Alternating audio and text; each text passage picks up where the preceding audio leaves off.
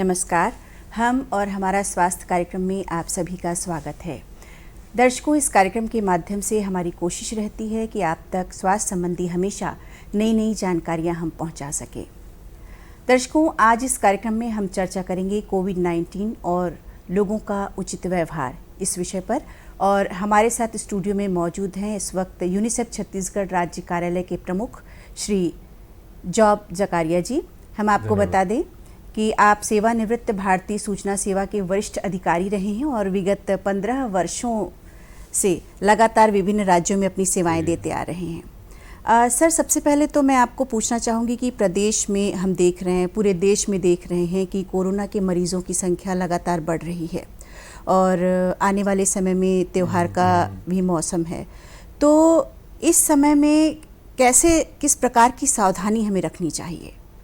भाग्य से छत्तीसगढ़ में कोविड पॉजिटिव का प्रतिदिन का संख्या की कमी हो रहा है। सितंबर एंड में हमारे राज्य में प्रतिदिन 4000 पॉजिटिव केसेस, हर दिन 4000 नया केस के पॉजिटिव केसेस होता था। अब तो वो घट के सिर्फ 2000 प्रतिदिन 2000 केसेस है।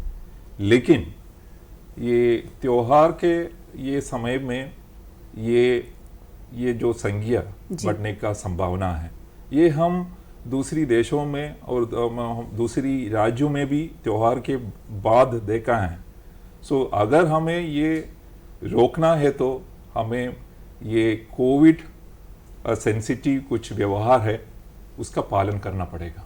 जी सर, आपने जैसे कि जिक्र किया कि त्योहारों के बाद विभिन्न राज्यों में देखा है, केरल की आप जिक्र कर रहे थे बातों बातों में कि वहाँ पर त्योहार के बाद वो जो बढ़ गया, केसेस बढ़ गया। तो आपको क्या लगता है कि इस त्योहार के मौसम में किस प्रकार का हमारा व्यवहार होना चाहिए जिससे हम कोरोना का बचाव कर सकें? हमें 4 व्यवहार का पालन करना है। एक है ये मास्क पहने, ठीक तरह से पहने। कुछ लोग इधर पहनता है, इधर पहनता है, ये ठीक तरह पूरा कवर करके ये जो पहने। और दूसरा है बार बार साबुन से हाथ धोएं। और तीसरा वो शारीरिक दूरी 6 फीट का शारीरिक दूरी रखें। और 14 है ये भीड़ वाली जगह अवॉइड करें। जी हाँ। अगर ये जो 4 सावधानियां हम पालन करते हैं, छत्तीसगढ़ में ये कोविड महामारी का कदम आज ही कर सकता है। बिल्कुल, अगर ये हम 4 बातों का पालन करें तो बिल्कुल सही। हम अक्सर देखते हैं, अभी आपने जिक्र किया कि भीड़ भाड़ वाली जगहों से बचें, और त्योहारी सीज़न के कारण लोग अभी भीड़ भाड़ जगहों में ज़्यादा देख रहे हैं हम उन लोगों को। तो इन सब बातों का यदि वो पालन करें तो हम बहुत कुछ नियंत्रण पा सकते हैं या अपने आप को बचा सकते हैं। जी सर, हम देख रहे हैं इन दिनों क्या हो रहा है कि कोरोना संक्रमण के चलते टीकाकरण बहुत प्रभावित हो रहा है। लोग जहां पहले टीकाकरण के लिए बच्चों को अस्पताल में ले जाते थे, तो अब उनकी संख्या में हम कमी देख रहे हैं। तो अगर मान लो ये टीकाकरण नहीं करवाते हैं तो इसका दुष्परिणाम क्या हो सकता है? बहुत हो सकता है। एक बच्चे को 5 साल के पहले 5 साल के बाद ये जो पहले 7 टीकाकरण का आवश्यकता है। ये बच्चों को 15 बीमारियों से बचाता है और इनका प्रतिरोधक क्षमता वो बढ़ाता है। लेकिन छत्तीसगढ़ में 30% शिशुओं को ये पूर्ण तरह से ये टीकाकरण नहीं मिलता है। हमारे राज्य में हर गांव में, हर शहरी क्षेत्र में हर महीने एक टीकाकरण सेशन होता है, इम्यूनाइजेशन सेशन। अभी भी चल रहा है, वो जो अप्रैल में भी चल रहा था। लेकिन ये जो केंद्र में सभी सावधानियों को पालन करके ये टीकाकरण करता है। सो उधर वो माता पिता अपने बच्चों को उधर लेकर ज़रूर टीकाकरण करना है, वो सुरक्षित है। वो नहीं करते तो मैंने वो कहा था 15 बीमारियों का वो बचाता है। सो वो बच्चे का वो जो डेंजर में डालता है, अगर हम टीकाकरण नहीं करते तो बच्चे को एक बड़ा डेंजर जोन में हम रखते हैं। बिल्कुल सही। इसीलिए हम ये कोशिश करें कि ज़्यादा से ज़्यादा लोग टीकाकरण के लिए जाएं और इससे ना घबराएं। कोरोना तो एक ही बीमारी है। जी हाँ, जी हाँ। जबकि रोग प्रतिरोधक क्षमता बढ़ाने के लिए बहुत ज़रूरी है टीकाकरण सही है लगवाना। जी सर, हम ये देख रहे हैं कि अभी जैसे ये देखा जा रहा है कि रोग प्रतिरोधक क्षमता बढ़ाने के लिए पोषण का होना बहुत अच्छा माना गया है। बहुत अच्छा पोषण हम लें। और जैसे कि हम देख रहे हैं एक समस्या देखी जा रही है कुपोषण की, और महिला हो, माता हो या बच्चा हो, इस समय वर्तमान स्थिति में उनका पोषण कैसा होना चाहिए? ये कुपोषण एक बहुत गंभीर विषय है, क्योंकि भारत में लैंसेट रिपोर्ट के अनुसार 70% बच्चों का मृत्यु का मूल कारण कुपोषण है। अगर हम कुपोषण को रोका जा सकता है तो बच्चों का मृत्यु भी रोका जा सकता है। भारत में करीब 10 लाख बच्चे हर साल मरते हैं। अगर कुपोषण नहीं है तो उसमें 7 लाख बच्चों का वो बचा सकता है। सो ये हमारे राज्य में, छत्तीसगढ़ में करीब 40% बच्चे कुपोषित हैं।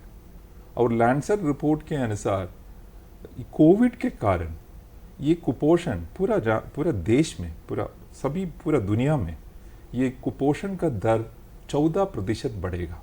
सो इसका मतलब ये है, अगर हमारा कुपोषण का दर 40% है, सो वो बढ़ के वो 44 या 45 हो जाएगा।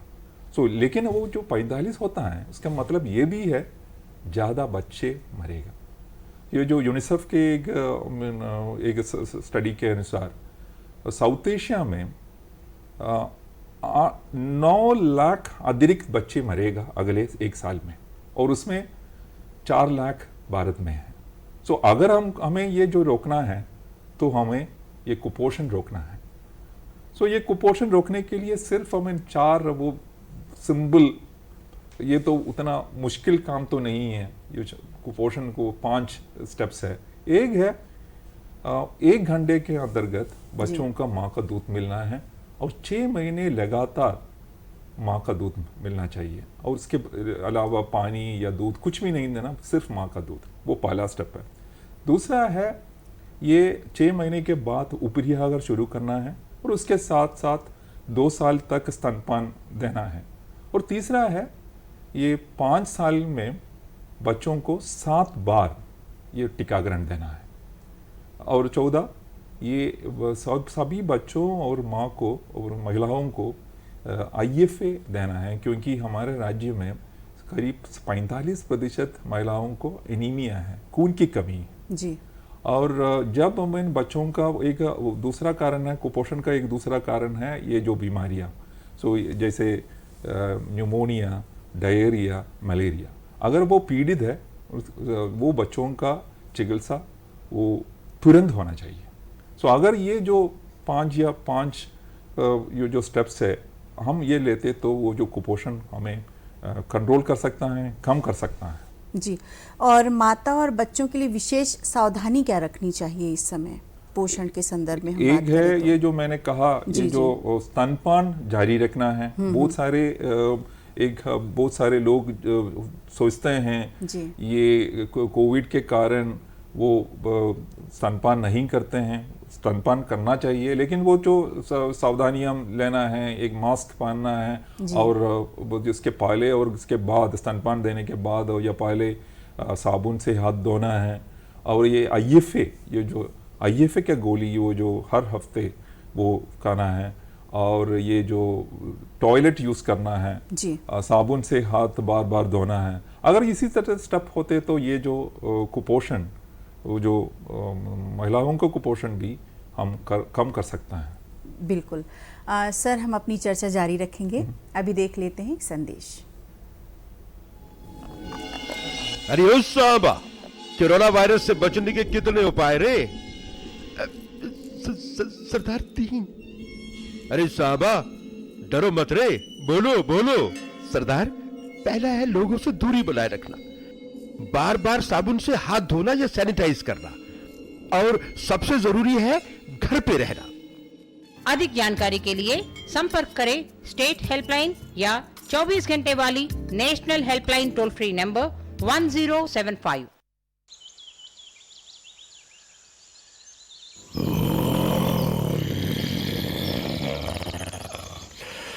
लापरवाही से बाहर मत फिरो, शेर हो या हीरो हो, सवाल खतरों से खेलने का नहीं, जिंदगी का है, या तो खुद का या अपनों का।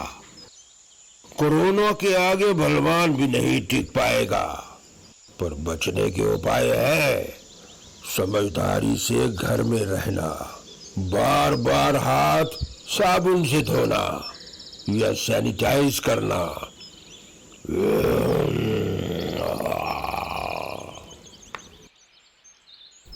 एक बार फिर आपका स्वागत है हम और हमारा स्वास्थ्य कार्यक्रम में। हम चर्चा कर रहे हैं कोविड-19 और लोगों का उचित व्यवहार इस विषय पर। हमारे साथ हैं यूनिसेफ छत्तीसगढ़ राज्य कार्यालय के प्रमुख श्री जॉब जकारिया जी। सर, हम आपसे जानना चाहेंगे कि अभी अब माता और शिशु के बारे में हम बात कर रहे थे, तो इन दोनों पर अभी कोरोना का भी दुष्प्रभाव पड़ा है, तो हम इससे कैसे हम बच सकते हैं, इनको कैसे बचा सकते हैं? Can you repeat?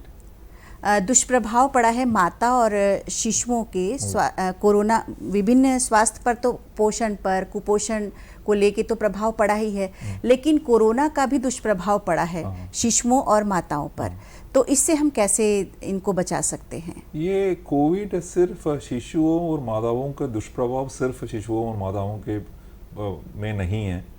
ये पूरा कोविड का वो अप्रत्यक्ष रूप में इस कोविड का सामाजिक और आर्थिक दुष्प्रभाव भयावह है। अंग्रेजी में एक वर्ड है कैटास्ट्रॉफिक, विनाशकारी है जी। क्योंकि बच्चों का मृत्यु बढ़ेगा। मैंने कहा साउथ एशिया में 9 लाख अतिरिक्त बच्चों का मृत्यु होगा, अतिरिक्त कुपोषण होगा।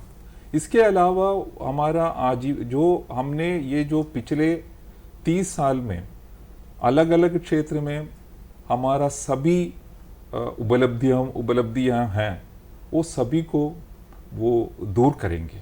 एक उदाहरण है ये शिक्षा में या स्वास्थ्य में। आईएलओ के एक स्टडी के अनुसार भारत में 40 करोड़ लोगों का आजीविका को वो अफेक्ट किया है, और वर्ल्ड बैंक के एक स्टडी के अनुसार भारत में ये एक्सट्रीम पॉवर्टी में अतिरिक्त 2 करोड़ लोग गिरेगा। और इसी तरह का ये जो शिक्षा के क्षेत्र है, उसको स्कूल बंद है, सो बहुत सारे बच्चों का पढ़ाई में रुकावट हुआ है। इसके कारण बच्चों का स्कूल से ड्रॉप आउट बढ़ेगा, बाल विवाह, बाल श्रम, बाल तस्करी, बाल यौन शोषण, ये सब बढ़ेगा। बहुत सारे चाइल्ड लाइन और बहुत सारे एनेक्डोटल रिपोर्ट आ रहे हैं, ये सब बढ़ेगा। अगर ये होते तो ये बच्चों के लिए, सिर्फ बच्चों के लिए नहीं है, पूरा ह्यूमैनिटी के लिए एक विनाशकारी स्थिति है। ये अस्वीकार्य है, ये नहीं होना चाहिए। अगर हम ये जो हमने वो जो बात किया था, हम जो 4 कोविड सेंसिटिव जो व्यवहार है, अगर वो हम अपनाते तो ये सब नहीं होगा। बिल्कुल, यानी कि कहें कि ये मानव जीवन पर तो दुष्प्रभाव पड़ा ही है, लेकिन मानव जीवन से जुड़े अन्य जो दीर्घकालिक जो इसके असर हैं, वो इन क्षेत्रों में भी, सभी क्षेत्र में, जी हाँ, देखने को मिल सकते हैं। बिल्कुल सही। ये आजीविका, गरीबी, बच्चों का मृत्यु, कुपोषण, बाल विवाह, बाल मृत्यु, सभी क्षेत्र में वो इसका प्रभाव पड़ेगा जी। और ये तो प्रत्यक्ष रूप में कोविड का वो जो प्रभाव है वो कम है जी। लेकिन ये जो अप्रत्यक्ष रूप में कोविड का वो जो प्रभाव है जी। वो 100 गुना ज्यादा है। हम देखता है ये सिर्फ कोविड का प्रत्यक्ष रूप में कितना लोग मरते हैं कोविड के कारण, उसके 10 गुना या 100 गुना लोग मरेगा, बच्चे मरेंगे, कुपोषण बढ़ेगा, इसी तरह का सामाजिक जो मामला है जी। वो सब बढ़ेगा। वो तो एक विनाशकारी स्थिति है। बिल्कुल। सर, हम देख रहे हैं कि इन दिनों बच्चों के मानसिक प्रभाव पर भी असर देखा जा रहा है, चाहे वो बच्चे हों चाहे युवा हों, क्योंकि हम देख रहे हैं रोज़गार भी प्रभावित हो रहा है, जैसे कि अभी आपने जिक्र किया, और पढ़ाई भी प्रभावित हो रही है। तो इसको कैसे हम दूर कर सकते हैं? ये एक बड़ा मुद्दा है जी। और बहुत सारे रिपोर्ट आ रहे हैं, बच्चों का आत्महत्या बढ़ रहा है। ये मानसिक स्वास्थ्य बहुत इम्पोर्टेंट है। बच्चों के लिए खेल चाहिए, दोस्तों के साथ इंटरेक्शन चाहिए, मूवमेंट चाहिए। ये सब रेस्ट्रिक्टेड हुआ है स्कूल बंद होने के बाद। सो ये जो माता पिता चार चीज़ कर सकता है। एक है बच्चों से बात करें, इनसे कहानियाँ सुनाएं, इनसे खेलें, ये है पहला। दूसरा है बच्चों के लिए एक शेड्यूल चाहिए, एक टाइम टेबल। वो पढ़ने का समय क्या है, खाने के समय, और ये जो स्क्रीन टाइम क्या है, इसी तरह का शेड्यूल बनाना है हर गांव में या हर घर में। और तीसरा है ये बच्चों का स्क्रीन टाइम, वो जो टीवी या मोबाइल या इंटरनेट, उसका टाइम में एज अप्रोप्रिएट, अलग अलग बच्चों के लिए एज के अनुसार वो फिक्स करना है। और 14 ये जो दोस्तों से वो प्रोत्साहन करना है दोस्तों से, क्योंकि बच्चों को ये इसी तरह का सोशल इंटरेक्शन चाहिए और खेलने का वो जो मौका बनाना है। ये जो मूवमेंट इज़ वेरी इंपॉर्टेंट, वो जो बच्चों का लाइफ में खेल एक मूवमेंट इज़ वेरी इंपॉर्टेंट। सो ये चार चीज़ हम करना है, नहीं है तो बच्चों का ये स्वास्थ्य, मानसिक स्वास्थ्य में दुष्प्रभाव पड़ेगा। ये सिर्फ 1 महीने के लिए या 2 महीने के लिए, या कोविड के बाद हमने देखा है, ये जो एक इमरजेंसी या डिसास्टर के बाद बहुत साल, 10 साल के बाद भी उस प्रभाव होता है। सो ये हमें रोकना है। सो इसका ये जो मेन रिस्पॉन्सिबिलिटी, दायित्व घर में ही है। जी। सर, यूनिसेफ की सहायता से बस्तर में युवोदय योजना की शुरुआत की गई है, तो हम जानना चाहते हैं कि ये कोरोना के बचाव में या नियंत्रण में किस प्रकार सहायक हो सकती है? हाँ, वो था एक कार्यक्रम है, हम बस्तर जिला में युवोदय कार्यक्रम शुरू किया है। वो कार्यक्रम में अभी 5000 युवा है, स्वयंसेवक है। हम चाहते हैं हर गांव में 5 स्वयंसेवक स्वास्थ्य, शिक्षा, स्वच्छता और ये कोविड का रोकथाम के लिए काम करने के लिए हमें 5 स्वयंसेवक वॉलंटियर्स का ज़रूरत है।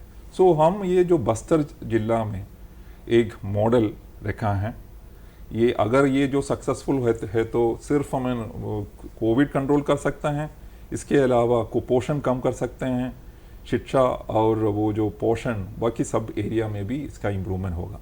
ये तो बस्तर में है। इसके अलावा हम छत्तीसगढ़ में 7000 गांव में एक सीख कार्यक्रम चल रहा है। ये बच्चों के लिए रोज़ 1 घंटे या 2 घंटे का क्लास चल रहा है। इसमें 14,000 वॉलंटियर्स शामिल हैं। ये सब वो जो ये जो 7000 गांव हैं, मोस्टली वो जो बस्तर और जो बहुत इंटीरियर ट्राइबल और ये जो फॉरेस्ट एरिया है, सो वो तो चल रहा है। ये भी एक युवा कार्यक्रम है। इसके अलावा हमने एक नया कार्यक्रम शुरू किया है, इसका नाम है यूथ ब्रिगेड। इसका मतलब है इसमें एनएसएस और नेहरू युवा केंद्र का 1.5 लाख जो युवा इसमें शामिल है। काम ये सेम ही है, ये स्वच्छता, पोषण, इसमें काम करने के लिए एक कैडर बनाया है। और ये जो कोविड का रोकथाम के लिए, अगर ये जो हम जानते हैं, हम मानते हैं, यूनिसेफ मानते हैं, युवा लोग समाज में और परिवार में सबसे प्रभावशाली और शक्तिशाली एक उत्प्रेरक है। सो बहुत सारे कार्य, वो बहुत बदलाव, बहुत परिवर्तन युवा कर सकते हैं। बिल्कुल सही। और युवाओं की बात तो हमने कर ली, अब हम बात करते हैं महिलाओं की। तो उसके स्वयं बाद सेवी ये युवाओं के जी, बाद और एक मुझे हमें कहना है। जी जी ये यूनिसेफ का एक कोट है। यूनिसेफ मानता है ये युवा समस्याओं का स्रोत नहीं है, लेकिन समस्याओं को समाधान करने के लिए एक संसाधन है। बिल्कुल सही, बिल्कुल सही। और हम महिलाओं की भी बात कर लें, हमारी जो स्वयं सेवी संस्था की महिलाएं हैं वो किस तरह से कोरोना नियंत्रण में या कोरोना के बचाव में अपना सहयोग दे सकती हैं, किस प्रकार से कार्य कर सकती हैं? सही है। हमारा राज्य में एक कार्यक्रम है, महिला स्वयं समूह का एक कार्यक्रम है, जो नाम है बिहान जी वो जो नेशनल रूरल लाइवलीहुड प्रोग्राम का एक कार्यक्रम है हमारे राज्य में, इसका नाम है बिहान। वो बिहान में 18 लाख महिला शामिल है। 18 लाख महिला शामिल का मतलब है 18 घर में ये स्वयं सेवक ये समूह का सदस्य शामिल है। अगर ये महिला अपने घर में स्वास्थ्य या शिक्षा या कोविड रोकथाम इसके बारे में आप अगर वो अपने घर में ये सुनिश्चित करते तो हमारा हाफ वर्क इज डन। बिल्कुल क्योंकि वो 18 लाख में छत्तीसगढ़ में 50 लाख घर है जी उसमें 18 लाख घर में हमारा ये बिहान का ये महिला सदस्य शामिल है। ये अपने घर को पहले जागरूक करें और अन्य सही। लोगों को भी इसी जागरूक तरह करें। युवा और का भी जी। हमारा राज्य में युवा और छात्र युवा और छात्र 15 से 25 साल का जी 45 लाख युवा है। हमारे राज्य में 45 लाख घर भी है। इसका मतलब ये है हर घर में एक युवा है। अगर ये युवा चाहता है मेरा घर में ये जो